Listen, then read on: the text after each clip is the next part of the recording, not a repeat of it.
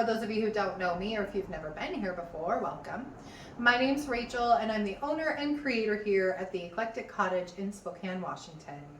Happy Friday. I hope you've had a great week so far. For today's video, I actually have another thrift flip for you. And if you've been following along, you know that I have created quite a stash in my kitchen over the past several months. And I am trying to work my way through some of the projects that I have sitting around in there. So I managed to get a couple more of those pulled and finished for today's video, as well as the last item for my 40/40 challenge, which was a picture frame. I can't wait to show you what I did with it. I hope you like it. And if you do like today's video, please remember to give it a thumbs up. I always appreciate that. And if you're new here and you haven't already, I would absolutely love it if you would subscribe to my channel and then just hit the little notification bell so that you're always aware when I'm uploading new content and so you don't miss anything.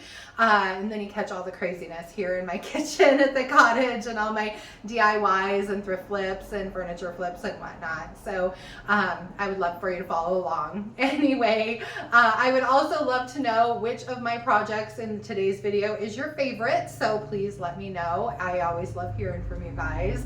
And without further ado, let's get to those projects. For my first project, I decided to grab this pair of pillar holders I've had sitting around for a while and get them painted.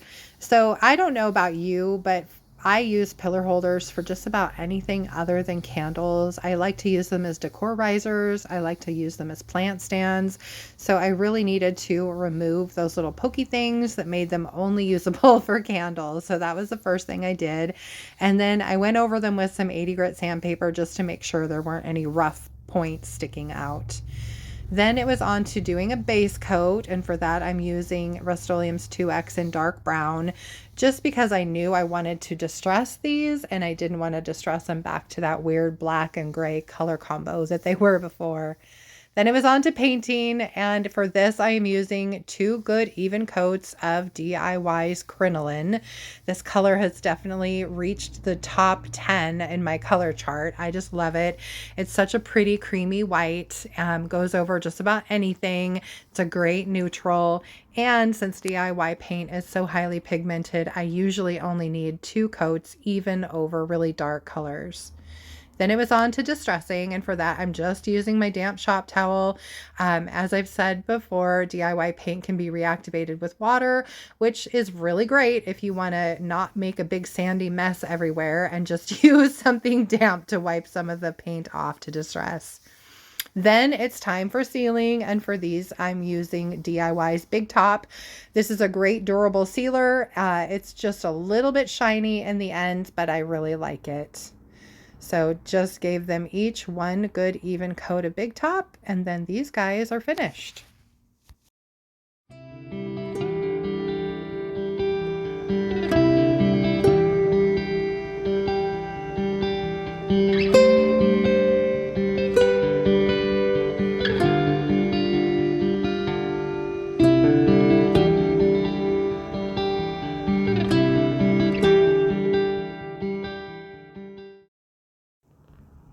Project 2 is this really cool metal star that I've had sitting around for a while.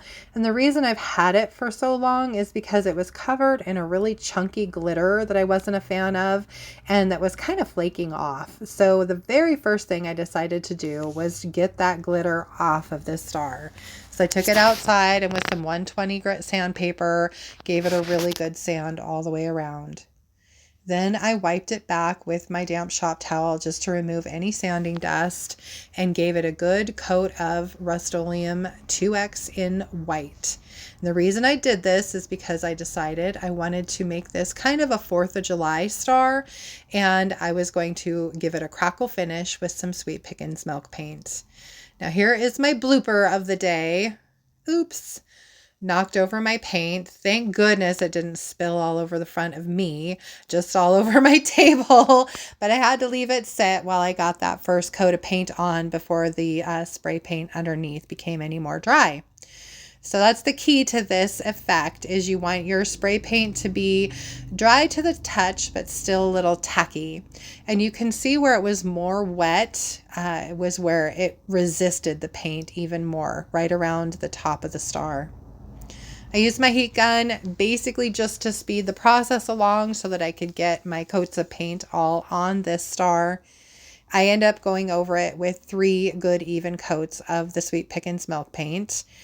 And in the process, I did break my heat gun. It gave up the ghost after the second coat of paint, which is kind of a bummer. So I guess I will have to order myself a new one. But you can see just after 2 coats of paint, the white is starting to kind of show through the paint and do its beautiful crackling. And I just love that effect for this star. So here is the third and final coat of paint going on. And for this one, since my heat gun no longer worked, I just simply took it outside and let it dry. Once it was done and it was completely dry, and that crackle was just really popping through, I took the Sweet Pickins oil wax in clear and just a chip brush, and I put the clear oil wax all over the piece, just kind of rubbing it in, making sure that it sealed up that paint really well. Now with this, you just let it sit on your piece for 15 minutes or so and then come back and wipe back the excess. So I just put the oil wax on here with the chip brush, walked away, came back about 20 minutes later and wiped back anything that was left. And then this piece was finally finished.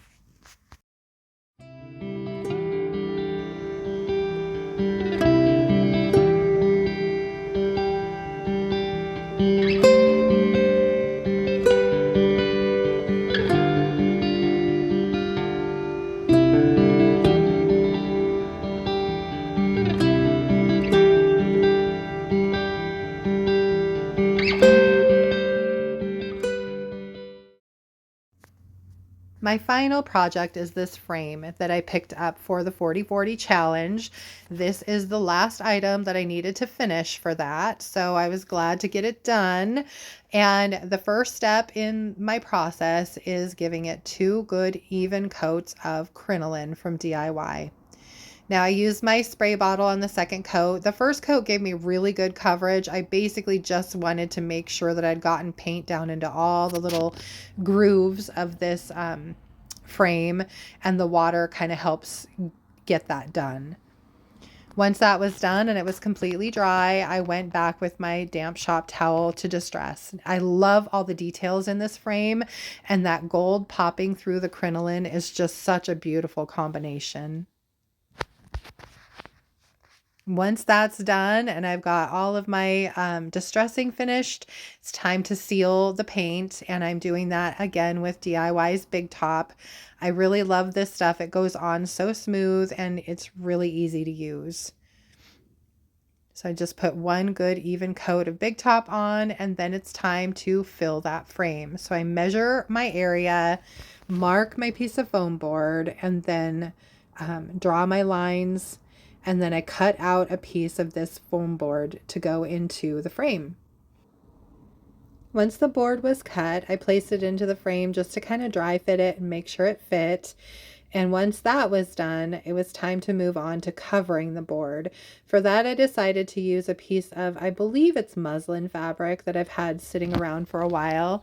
So I just put my foam board down and traced around the edges, then cut the piece out with my fabric scissors and got it ready to go onto the foam board. To adhere it, I simply used some Gorilla Glue fabric glue, took it outside, sprayed the foam board really well, and then I was ready to put the fabric on the board. So I just laid it down, made sure all the edges lined up, and then smoothed it down really well. And then it's on to finally the fun part of this project. Now I did glue the foam board into the frame using some E6000, and I let it set for a little while to dry before I started putting my flowers on. I wanted to kind of keep this piece simple, so I'm using a couple of pieces of grass that I had pressed and a piece of Joe Pye weed. These all came out of my gardens. So I'm just using PPA glue. It's an archival glue, and I put a little bit on the back of the entire piece, lay it down exactly where I want it, and then I go over each piece with a coat of the PPA glue on the top. I think this helps just kind of protect the colors so that they don't fade too quickly, and it also helps make sure that they're adhered really well to that fabric. This was a fun process. I really enjoyed doing these botanicals. I'm definitely going to need to do more in the future. And I absolutely love how this came out.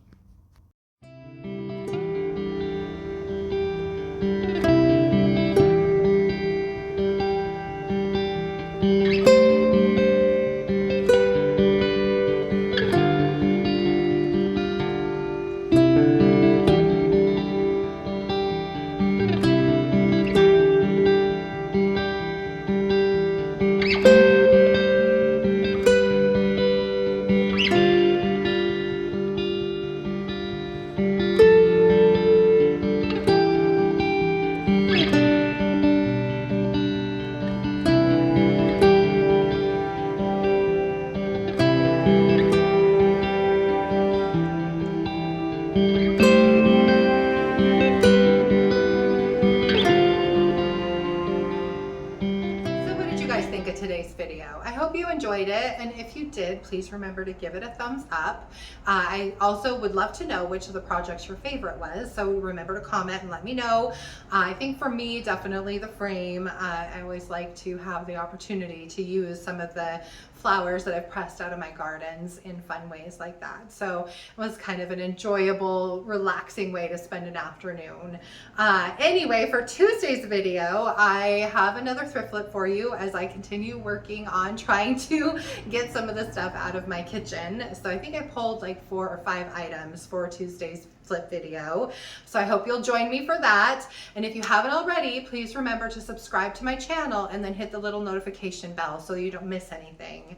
And then just as a reminder, any of the products you saw me use today from DIY or Sweet Pickins can be ordered from my website at www.theeclecticcottagespokane.com and or purchased here in my shop too. So if you need anything, let me know. I actually got to ship out my very first 2 orders from my online shop this week, and that was so exciting. I can't wait to start fulfilling more orders as we go along. So I'm looking forward to that. Anyway, I hope to see you back here for Tuesday's video. I hope you have a wonderful weekend. Happy Father's Day to any dads out there, and I will see you then. Thanks for watching. Bye.